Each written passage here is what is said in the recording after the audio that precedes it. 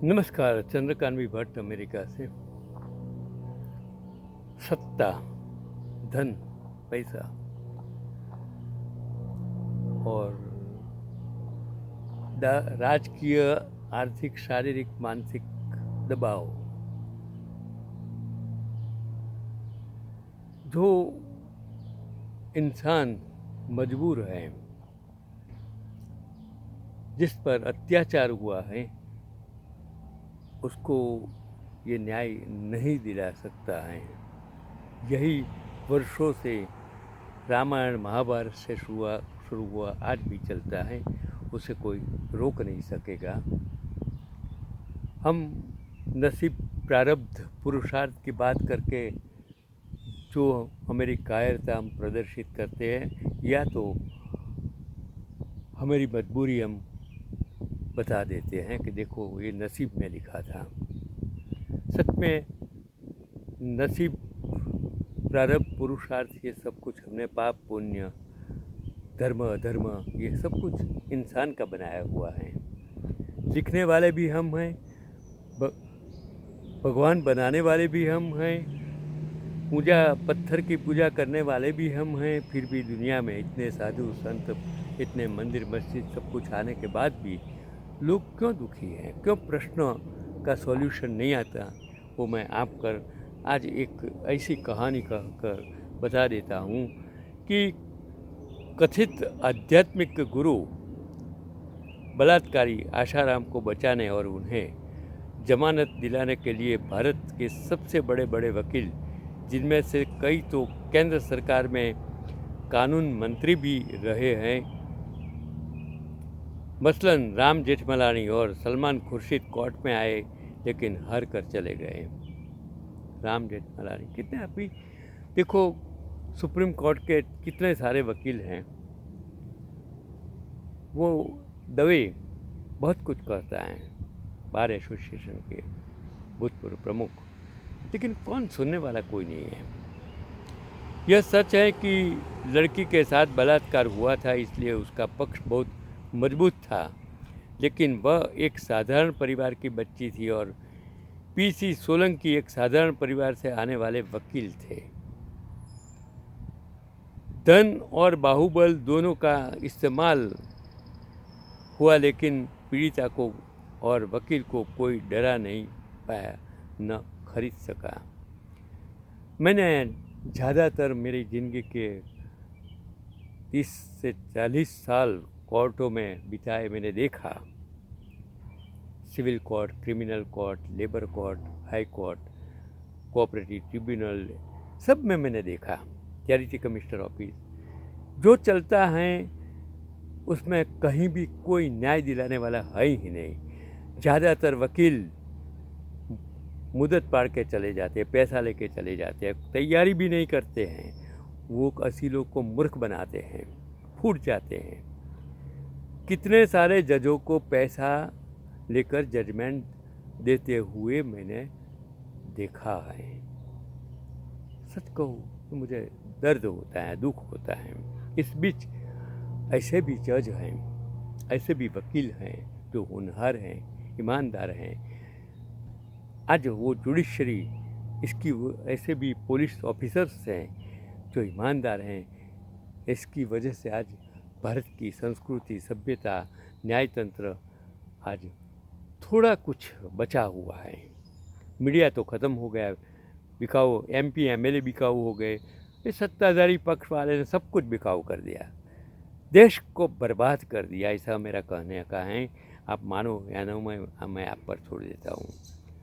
सोलंकी जैसे महान वकील को मेरी लाखों सलाम। आज वो पंड्या आग बहुत लड़ते हैं हाई कोर्ट में, बहुत कुछ, मैं उसको सलाम करता हूँ। मेरे दोस्त हैं कि आसाराम को जेल की सलाखों के पीछे पहुँचाने वाले वकील पीसी सोलंकी के इस आत्मकथन को पढ़कर आप के रुआंटे खड़े हो जाएंगे कि समझ आया कि ये देश किसके सहारे चल रहा है।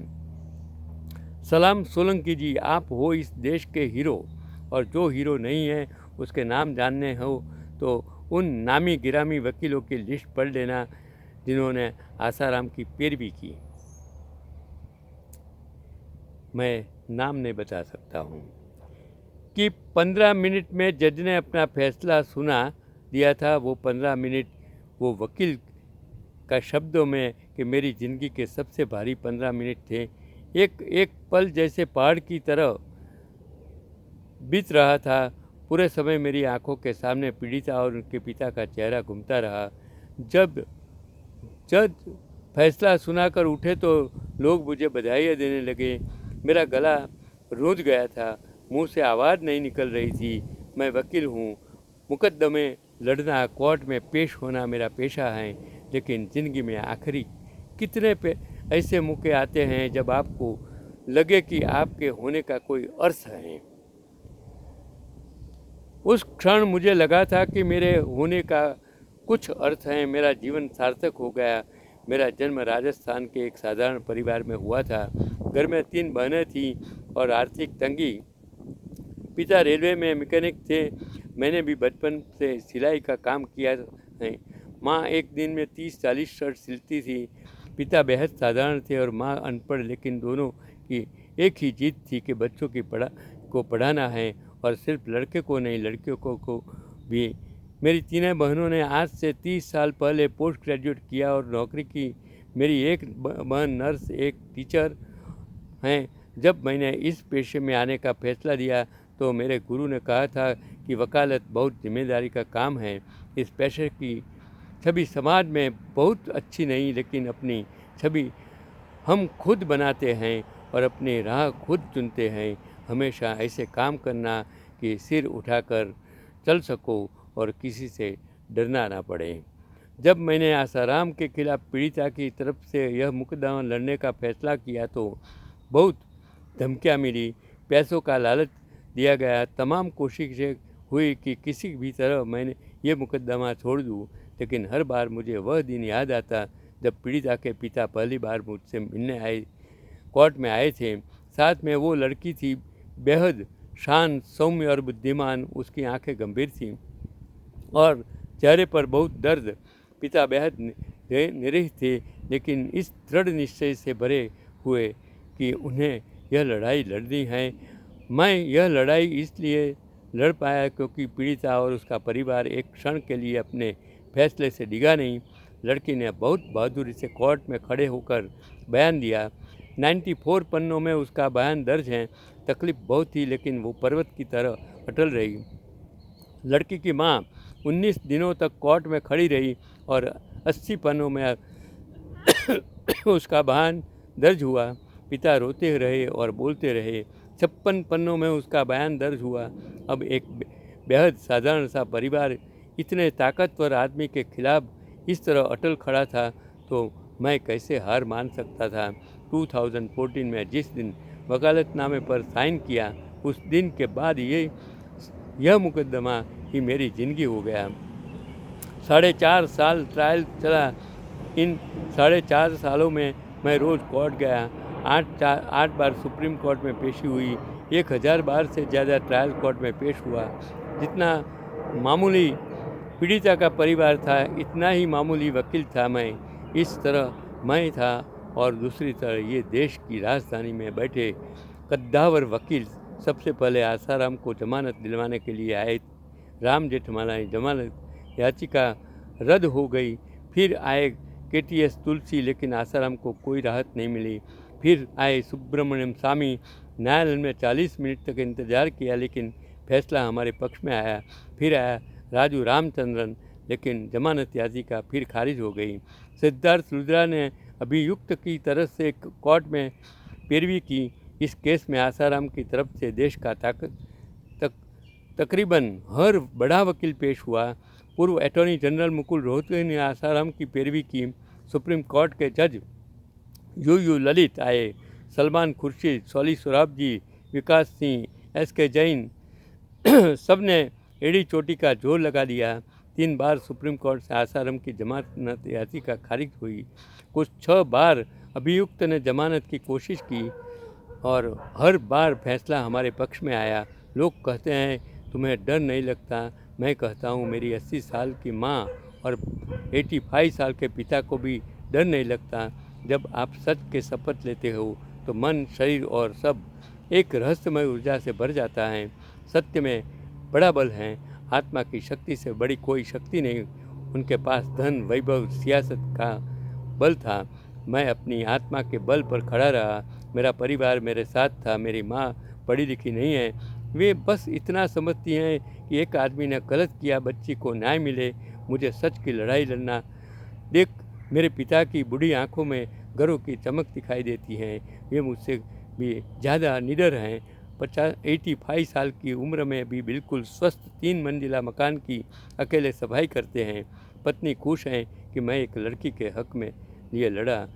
तो ये लेख पीसी सोलंकी के साथ जो बातचीत पर फेसबुक पर मैंने पढ़ा, तो मैंने सोचा कि ये लोगों तक पहुंचाने की ज़रूरत है कि 50,000 करोड़ की संपत्ति के मालिक आसाराम जितना खरीद सकते थे खरीद रहे थे। उन दिनों सारा हिंदुत्व इसे अंतर्राष्ट्रीय साजिश के तहत सनातन संस्कृति पर हमला बता रहा था। पीड़िता और पीड़िता के पिता के पहले मददगार बने एसीपी लांबा और दूसरे वकील पीसी सोलंकी। आसाराम के कुर्गो बनाम भक्तों द्वारा अनेक गवाहों पर जानलेवा हमले करते हुए उन्हें मौत के घाट उतार देने के बावजूद पीसी सोलंकी हिमालय की तरह अटल रहे। इन्हें हृदय से शत शत शत शत मैं नमन करता हूँ। आप ज़्यादा कुछ नहीं करेंगे मुझे पता है, लेकिन फेसबुक चलाने वाले इसे शेयर तो कर सकते हैं। दुनिया को बात का पता तो चले कैसे क्या देश में चल रहा है। मैंने वही काम किया जो एक इंसान ने फेसबुक पर डाला और आप तक मैंने पहुंचाने की ये कोशिश की कि हमारा न्यायतंत्र किस तरह चलता है, हमारा देश किस तरह चलता है, हमारे राजकारणी किस और वो संत साधु कहलाने वाले कितनी हद तक नीचे उतर सकते हैं। और लोग भी अंधभक्ति करके ऐसे लोगों को प्रोत्साहित करते हैं। आज जो भी हो रहा है, धर्म के नाम हो रहा है, राजकारण के नाम जो हो रहा है, वो देश को कलंकित कर रहा है, लोकशाही को कलंकित कर रहा है। आज भ्रष्टाचार की बात करने वाले लोग सत्ता में आकर खुद इतना भ्रष्टाचार कर देते हैं कि भ्रष्टाचार शब्द अब डिक्शनरी में से शायद लुप्त हो गया है, ऐसा मेरा मानना है। चंद्रकांत भट्ट आज का ये लेख मैं इन लोगों को, इन लड़की को, इस सोलंकी वकील को समर्पित करता हूँ। 140 करोड़ की लोगों को मैं समर्पित करता हूँ। जागिए, देश बचाइए। ऐसे लोगों को उसकी मंजिल तक पहुँचाना, ऊपर तक पहुँचाना आपका काम है, मेरा काम नहीं। आई एम 81, फिर भी मैंने सोचा कि ये आर्टिकल्स आप तक पहुँचाना बहुत ज़रूरी है। आज का यही पैगाम, मॉरल यही कहता है कि आप ईमानदार बनो, सच के साथ खड़े रहो।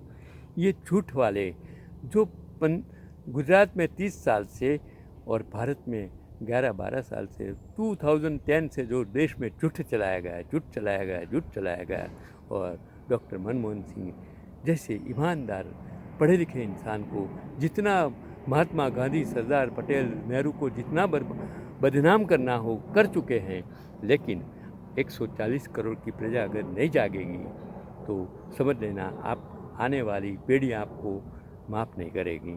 चंद्रकांत भट्ट।